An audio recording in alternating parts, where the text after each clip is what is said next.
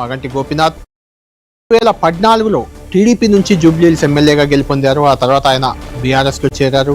2018లో 2023లో వరుసగా అంటే 3 సార్లు జూబ్లీహిల్స్ నియోజకవర్గం నుంచి ఆయన ఎమ్మెల్యేగా గెలిచారు. గత 10 ఏళ్లుగా కూడా ఒక రకంగా కేసీఆర్తో కేటీఆర్తో మాగంటి గోపీనాథ్కు అత్యంత సాన్నిహిత్యం ఉంది. మాగంటి గోపీనాథ్ పార్టీ ఈ మధ్య కాలంలో కొంతమంది ఎమ్మెల్యేలు పార్టీ మారిన సందర్భంలో కూడా బీఆర్ఎస్ నుంచి కాంగ్రెస్లోకి చాలా మంది ఎమ్మెల్యేలు 10 మంది ఎమ్మెల్యేలు మారిన సందర్భంలో మాగంటి గోపీనాథ్తో కూడా కాంగ్రెస్ చర్చలు జరిపినట్లు వార్తలు వచ్చాయి.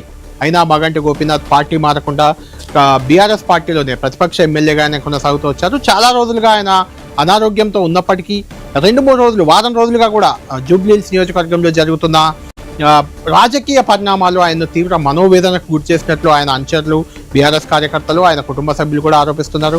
ముఖ్యంగా గతంలో బీఆర్ఎస్ పార్టీలోనే మాగంటి గోపీనాథ్, ఆయనతో పాటు బాబా ఫసీయుద్దీన్ అప్పుడు డిప్యూటీ మేయర్గా ఉన్నారు. ఆయన కూడా బీఆర్ఎస్లోనే, ఇద్దరు బీఆర్ఎస్లోనే ఉన్న సమయంలోనే వాళ్ళిద్దరి మధ్య కొంత గ్యాప్ వచ్చింది.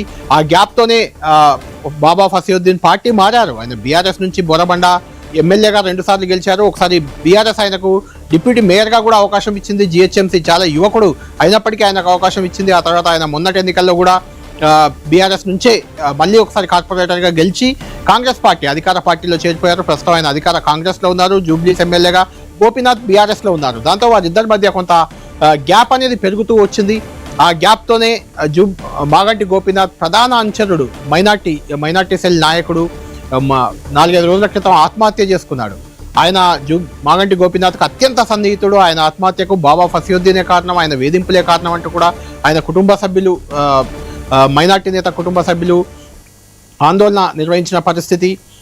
ఆ నేపథ్యంలోనే మాగంటి గోపీనాథ్ కూడా కొంత మనోవ్యధకు గురైనట్లు అనుచరులు, అదేవిధంగా కార్యకర్తలు, ఆయన కుటుంబ సభ్యులు చెప్తున్నారు.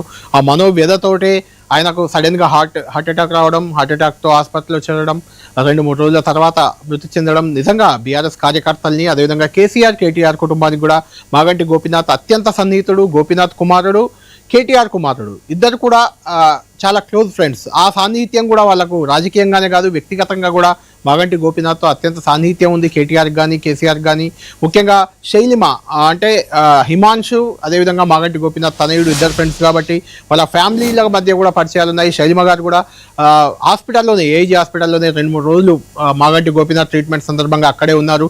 చూస్తున్నాం మన స్క్రీన్పై. కేసీఆర్ చాలా ఆవేదన చెందుతున్నారు, బాధపడుతున్నారు, ఏడుస్తున్నారు. అక్కడ కేసీఆర్ని ఇలా చూడడం చాలా తక్కువ సందర్భాల్లో ఇలా కనిపించారు. ఆయన మనోవేదన తీవ్రంగా కేసీఆర్లో మనకు కనిపిస్తుంది. అంటే మాగంటి గోపీనాథ్తో ఆయనకున్న పరిచయం, గతంలో ఆయన టీడీపీలో ఉన్నారు. మాగంటి గోపీనాథ్ సుదీర్ఘకాలం